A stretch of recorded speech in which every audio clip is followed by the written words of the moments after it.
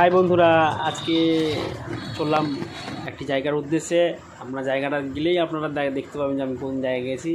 এই বাড়ি থেকে বেরিয়ে আমি জিগরি মোড় যাওয়ার উদ্দেশ্যে এখন বটতলা পর্যন্ত গেলাম টোটোতে এবং চেপে আছি।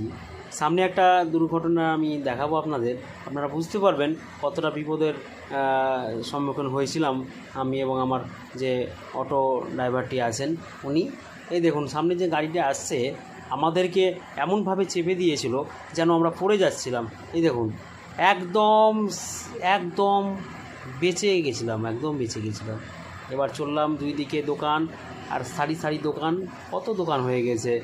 আর তারপরে একটি সুন্দর খেলার মাঠ দেখতে পাবেন। এই খেলার মাঠে প্রতি বছর আমাদের ফরাক্কা টুর্নামেন্ট হয়। এখানে অনেক দর্শক আসে এবং খেলাটি করেন যিনি